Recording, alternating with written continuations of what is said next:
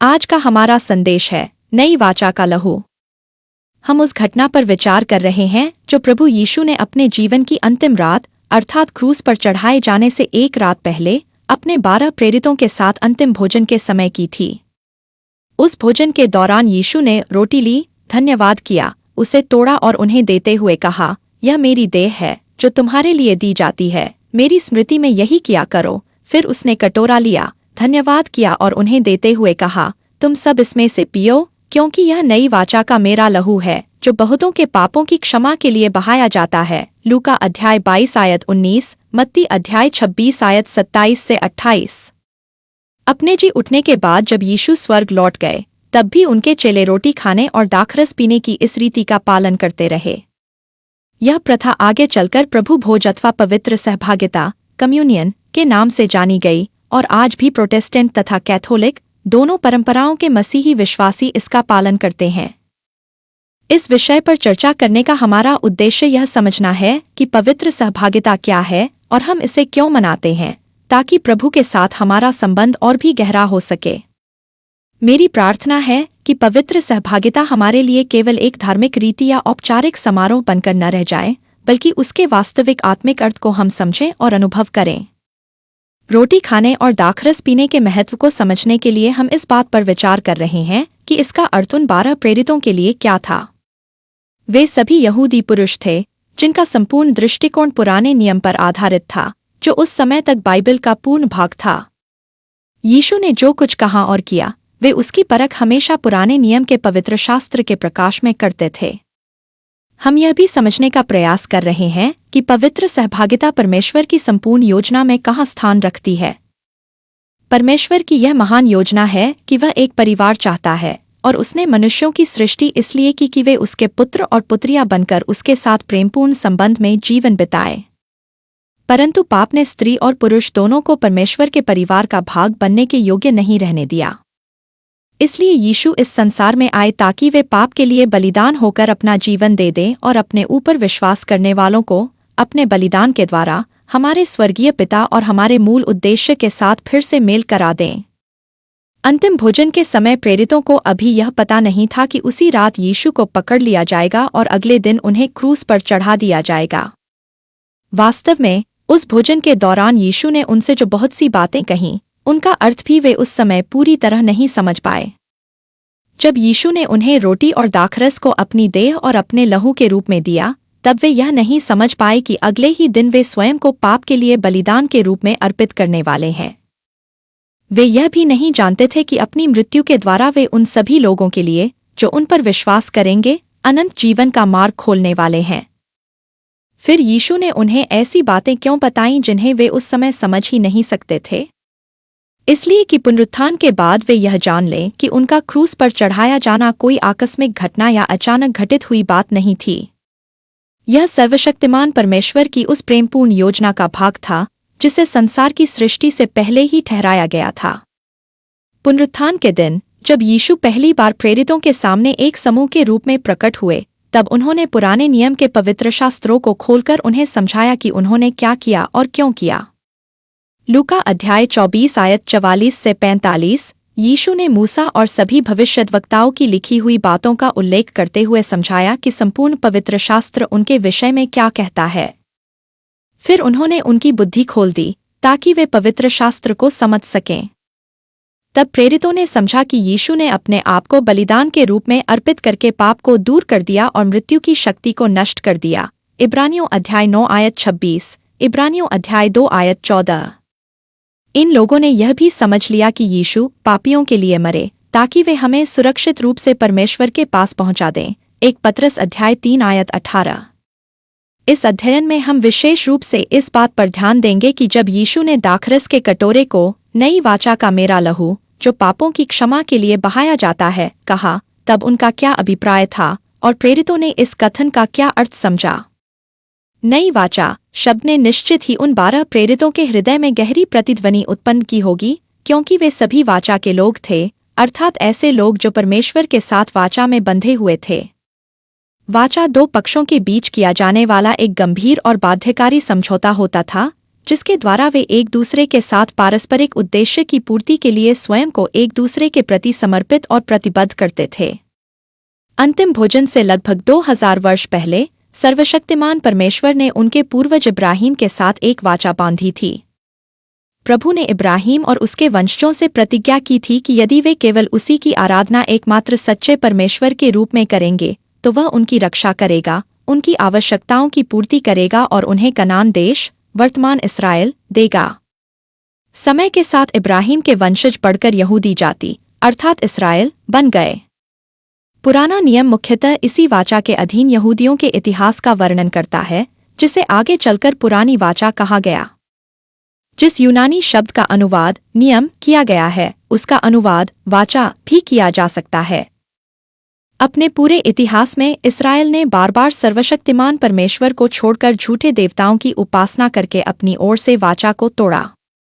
जब जब वे मूर्ति पूजा में पड़ गए, तब तब परमेश्वर ने अपने लोगों के पास भविष्यद्वक्ताओं को भेजा ताकि वे उन्हें फिर से उसकी ओर लौटा लाए। इन भविष्यद्वक्ताओं ने लिखा कि इस्राएल की वास्तविक समस्या यह थी कि उनका हृदय परमेश्वर के प्रति सीधा नहीं था। यिर्मयाह अध्याय 11 आयत 7 से 8।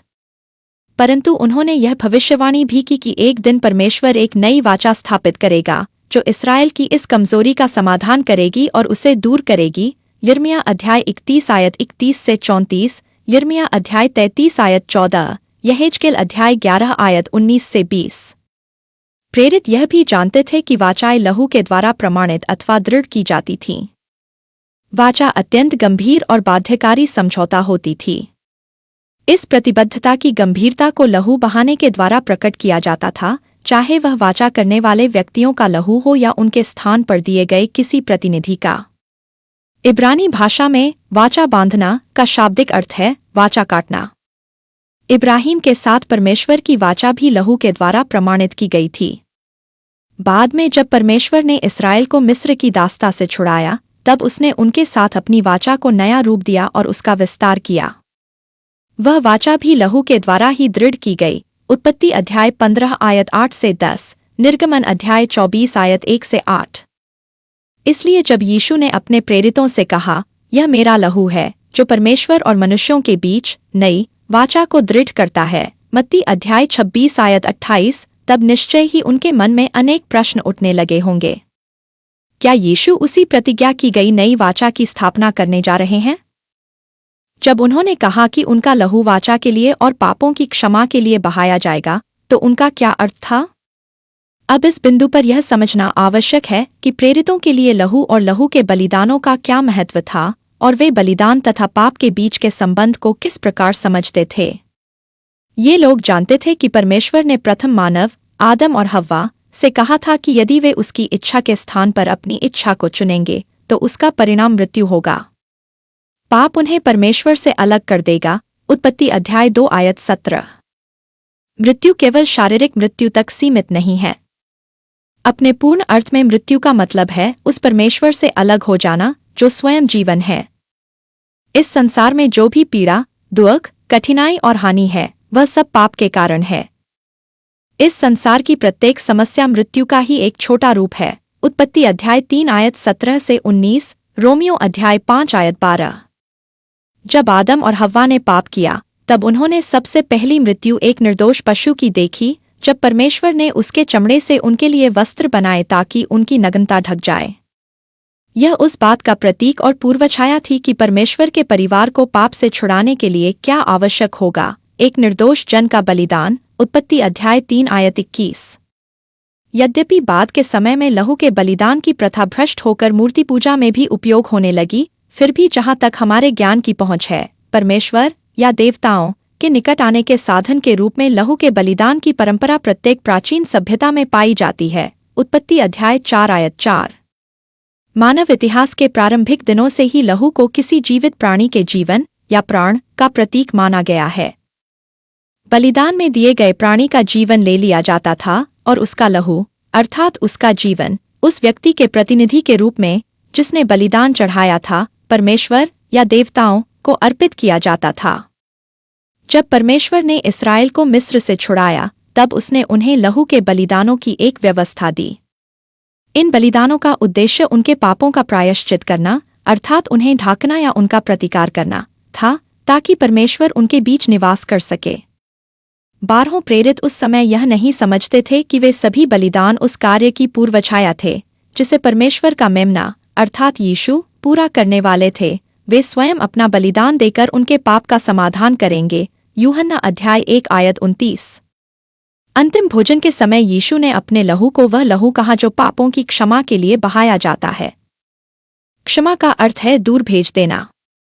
इसलिए पापों की क्षमा का अर्थ है पापों को पूरी तरह हटा देना, मिटा देना और उनका अंत कर देना। यद्यपि उस समय प्रेरित यीशु की बात का पूरा अर्थ नहीं समझ पाए, फिर भी वे भविष्यद्वक्ता यिर्मयाह की उस भविष्यवाणी से भली भांति परिचित थे जिसमें आने वाली नई वाचा के विषय में कहा गया था, यह वह नई वाचा है जो मैं उन दिनों इस्राएल के घराने के साथ बांधूंगा, यहोवा की यह वाणी है। मैं उनके अधर्म को क्षमा करूंगा और उनके पापों को फिर कभी स्मरण न करूंगा।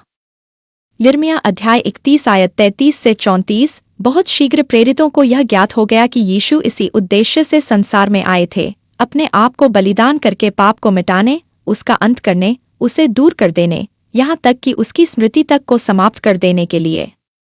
यीशु के मरे हुओं में से जी उठने के बाद प्रेरितों ने उनकी मृत्यु के विषय में क्या समझा, इसकी गहरी जानकारी हमें प्रेरितों के काम की पुस्तक जिसमें उनके प्रचार का विवरण है और उनकी लिखी हुई पत्रियों से मिलती है। इन पत्रियों में से एक इब्रानियों के नाम पत्री है जो हमें नई वाचा के विषय में अत्यंत गहरी समझ प्रदान करती है। इस पत्री को प्रेरित पौलुस ने लिखा। पौलुस मूल 12 प्रेरितों में से एक नहीं थे। वे प्रभु यीशु पर तब विश्वास करने लगे जब पुनरुत्थान के कुछ वर्षों बाद स्वयं प्रभु यीशु उन्हें प्रकट हुए। प्रेरितों के काम अध्याय 26 आयत 13 से 18।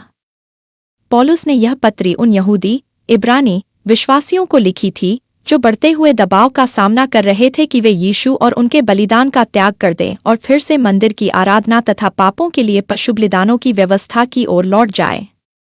इस पत्री का उद्देश्य अपने पाठकों को यह प्रोत्साहित करना था कि वे यीशु के प्रति विश्वासयोग्य बने रहें। इस पत्र में पौलुस ने विस्तार से समझाया कि यीशु और उनका बलिदान पुरानी व्यवस्था के सभी बलिदानों से कहीं श्रेष्ठ है। हमारे लिए मुख्य बात यह है कि पौलुस ने यीशु को हमारा महायाजक कहा, जिसे ऐसी सेवा मिली है जो उन लोगों की सेवा से कहीं अधिक श्रेष्ठ है जो पुरानी व्यवस्था के अधीन सेवा करते थे, क्योंकि वही उस उत्तम वाचा का मध्यस्थ है जो और भी उत्तम प्रतिज्ञाओं पर आधारित है। इब्रानियों अध्याय 8 आयत 6। इस्राएल का महायाजक एक वास्तविक व्यक्ति था, परंतु वह उस कार्य का भी प्रतीक और पूर्वछाया था जिसे भविष्य में यीशु पूरा करने वाले थे। वर्ष में एक बार प्रायश्चित के दिन महायाजक मंदिर के सबसे भीतरी भाग में प्रवेश करता था, जिसे महापवित्र स्थान कहा जाता था, जहां परमेश्वर की उपस्थिति विशेष रूप से प्रकट होती थी। महायाजक अपने साथ लहू का एक बलिदान लेकर जाता था, जिसका उद्देश्य उस वर्ष नियमित बलिदानों के दौरान यदि कोई पाप अनजाने में रह गया हो तो उसका भी प्रायश्चित करना था, ताकि इस्राएल परमेश्वर के साथ अपने संबंध में बना रह सके। इसके बाद पौलुस बताते हैं कि हमारे महायाजक यीशु किसी मनुष्य द्वारा बनाए गए पवित्र स्थान में प्रवेश नहीं किए, बल्कि वे स्वर्ग में ही प्रवेश कर गए, ताकि अब हमारे लिए परमेश्वर के सामने उपस्थित हों। इब्रानियों अध्याय 9 आयत 24। पौलुस आगे लिखते हैं, इब्रानियों अध्याय 9 आयत 25 से 26। उन्होंने स्वर्ग में इस उद्देश्य से प्रवेश नहीं किया कि वे बार बार अपने आप को अर्पित करें, जैसे पृथ्वी का महायाजक प्रतिवर्ष महापवित्र स्थान में दूसरे का लहू लेकर प्रवेश करता है, परंतु अब युगों के अंत में वे एक ही बार प्रकट हुए हैं, ताकि अपने बलिदान के द्वारा सदा के लिए पाप की शक्ति को समाप्त कर दें। इब्रानियों अध्याय 10 आयत 1। मूसा की व्यवस्था के अधीन पुरानी प्रणाली आने वाली बातों की केवल छाया थी, न कि उन उत्तम बातों का वास्तविक स्वरूप जो मसीह ने हमारे लिए पूरी की हैं। उस पुरानी व्यवस्था के अंतर्गत चढ़ाए जाने वाले बलिदान वर्ष दर वर्ष बार बार दोहराए जाते थे, परंतु वे आराधना करने वालों को कभी भी पूर्ण रूप से शुद्ध नहीं कर सकते थे। इब्रानियों अध्याय 10 आयत 2। यदि वे बलिदान पूर्ण शुद्धि प्रदान कर सकते तो उनका चढ़ाया जाना बहुत पहले ही समाप्त हो गया होता, क्योंकि आराधना करने वाले एक ही बार में सदा के लिए शुद्ध हो जाते और उनके अपराधबोध की भावना भी समाप्त हो जाती। इब्रानियों अध्याय 10 आयत 3 से 4। परंतु हुआ इसका ठीक विपरीत। वे वार्षिक बलिदान हर वर्ष उन्हें उनके पापों की याद दिलाते रहे, क्योंकि बैलों और बकरों का लहू पाप को वास्तव में दूर नहीं कर सकता। परमेश्वर ऐसे पुत्र और पुत्रियां चाहता है जो पवित्र हों। इसलिए पौलुस लिखते हैं, परमेश्वर की इच्छा यह है कि हम यीशु मसीह की देह के एक ही बार दिए गए बलिदान के द्वारा पवित्र किए जाएं। इब्रानियों अध्याय 10 आयत 8 से 10, इब्रानियों अध्याय 10 आयत 11 से 12। पुरानी वाचा के अधीन याजक प्रतिदिन वेदी के सामने खड़े होकर ऐसे बलिदान चढ़ाते थे जो कभी भी पापों को दूर नहीं कर सकते थे।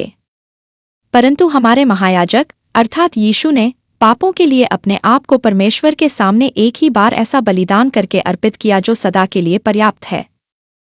इब्रानियों अध्याय 10 आयत 14, क्योंकि उन्होंने एक ही बलिदान के द्वारा उन लोगों को जो पवित्र किए जा रहे हैं सदा के लिए सिद्ध कर दिया है। उन्होंने उन लोगों को जिन्हें वे परमेश्वर के पास लाते हैं पाप से सदा के लिए स्वतंत्र कर दिया है, एक ऐसे बलिदान के द्वारा जो सदा के लिए प्रभावी है। उन्होंने मनुष्यों को परमेश्वर के साथ पूर्ण सहभागिता में प्रवेश करने योग्य बना दिया है।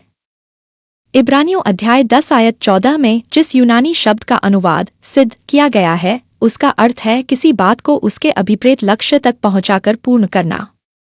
यहाँ यह शब्द नैतिक अर्थ में प्रयोग किया गया है, अर्थात पाप से पूर्ण रूप से शुद्ध कर देना। दूसरे शब्दों में यीशु का बलिदान पूर्णतः सफल हुआ। उनके बलिदान ने हमें प्रत्येक पाप से शुद्ध कर दिया है। इसी कारण परमेश्वर और मनुष्य के बीच एक नई वाचा अर्थात एक नया संबंध स्थापित हुआ है, क्योंकि अब हम शुद्ध किए जा चुके हैं।